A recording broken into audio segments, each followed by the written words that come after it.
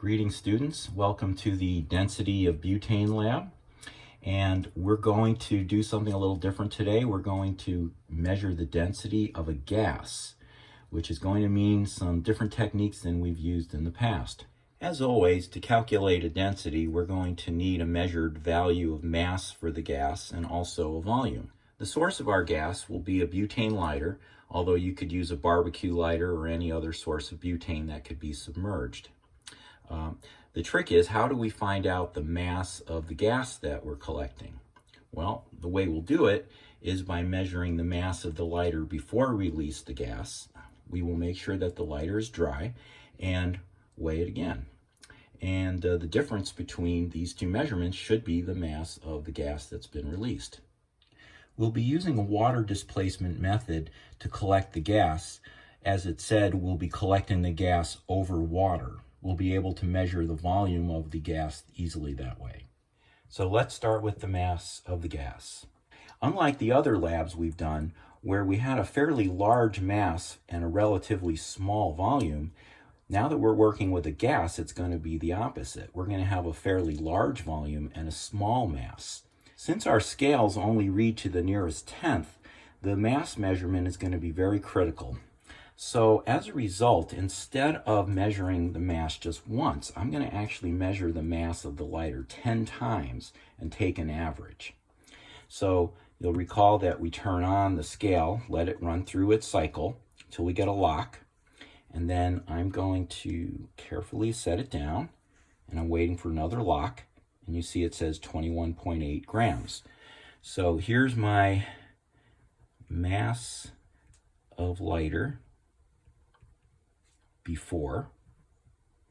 I'm going to write 21.8 grams. Okay, now I'll take it off. I'm going to tare it again, look for the lock, and then carefully lay it on. And I get 21.8 again. So that's a nice sign. All right, I'm going to keep doing this until I've got 10 measurements.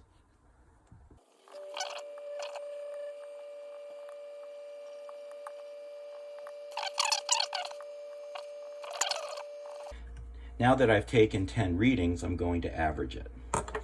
So I added up all of these masses and I got 217.7. I divided by 10 because I need an average, and that's 21.77. And just like the mass measurements from the scale, I need to round that to the nearest tenth. So therefore, I will have 21.8 as my average. And now I'm going to write it right over here, the mass of the lighter before releasing the gas. So that'll be 21.8 grams. And now for the volume measurement. The first thing we need to do is to find out how much water will completely fill this jar. So go over here. Notice I have to tilt it upwards to get water to go in.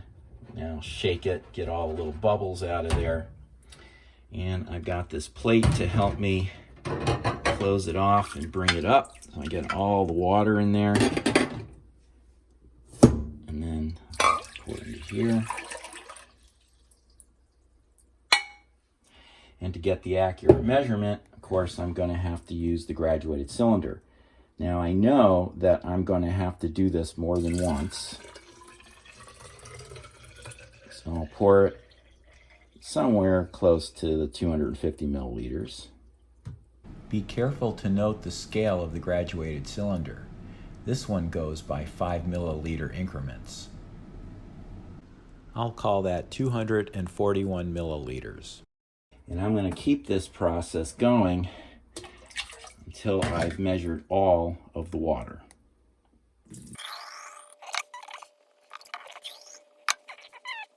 And the last one is 199. Now let's add them up.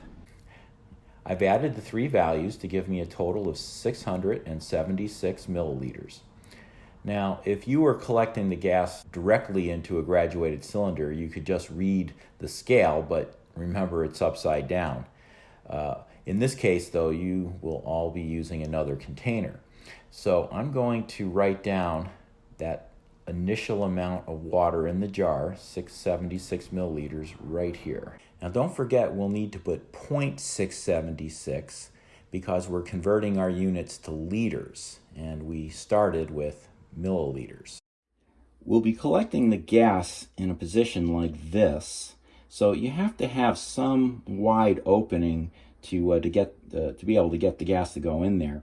So if you use something with a small opening like this, you can use a funnel, and you might need somebody to help you though to hold this in position while you release the gas underneath the funnel. Now for the collection. Once again, we'll have to make sure that we completely fill the jar. Trying to get all the bubbles out if we can, and that should be okay. And now you'll see when I lift it up, the water's still in there. Now put the lighter under here, get any little bubbles out of there first. Those are just air bubbles. Okay. And now very carefully I start releasing the gas, making sure it all goes into the jar. Now I gotta tell you, this is going to take a really long time, and your finger is going to start hurting. And if that happens and you need to take a break, this is what you do. Stop the lighter, give it a little tap, make sure all the gas is out of it, and then you can let it go if you need to and do some resting, but you can't let go of the jar. When you're ready, you can come back over and start again.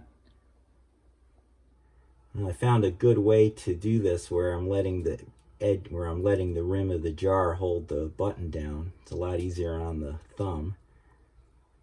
Well, this is sure taking a long time, but sometimes science is like that.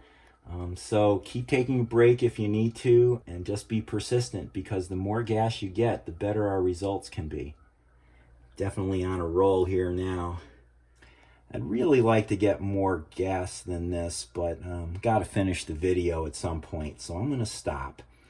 And notice that before I pull it away, I'm going to shake this, hit it, just get any little last gas out of there. And we'll put this and set it aside. Before we can measure the volume of the gas, we need to make sure that the pressure of the gas inside is equal to the atmospheric pressure outside. That way we know what the gas pressure is. So here's how we equalize the pressure. You can see that right now the gas inside is actually below the water level out here. And if I lift it up even higher, you can see the water level inside is now higher than the reservoir. So what I want to do is get it so they're exactly at the same height, because that's the point where the gas pressure inside and outside is the same. Now, once this is nice and level, I'm going to use this plate again.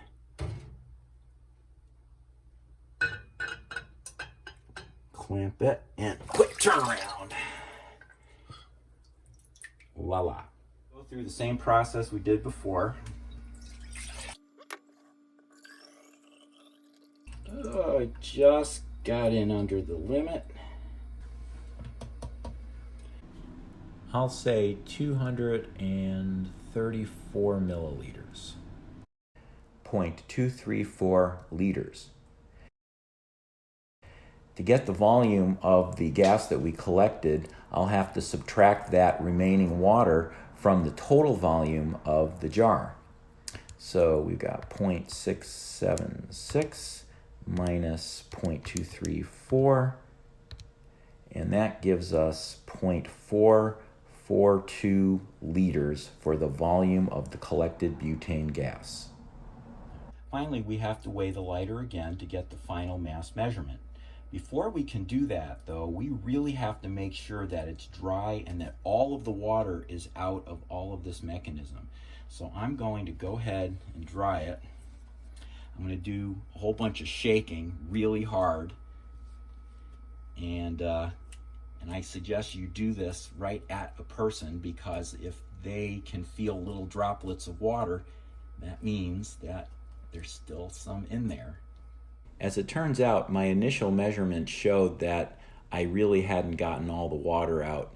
So I let the lighter sit overnight, and now I'm going to do my weighing. Again, I'm going to do it 10 times. So I'll tear the scale, look for the lock, and carefully weigh.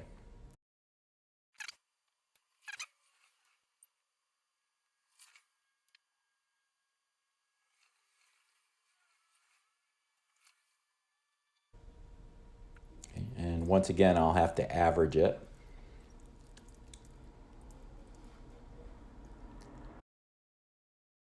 And we'll round to 20.8 grams. Now I'll need to transfer that number to the appropriate space on the data sheet right here. And by subtracting, I now know that I have released 1.0 grams of butane into the jar. Next, we calculate the density. So on top I have the mass, the 1.0 grams we just measured, and the volume of the gas, 0.442 liters, that we had previously measured. And I'll go ahead and calculate that. And I get 2.26, which I'll round to 2.3 grams per liter. Compared to the accepted value, that's pretty good. But let's do the percent difference. So that's my measured minus my accepted, all over the accepted value, times 100.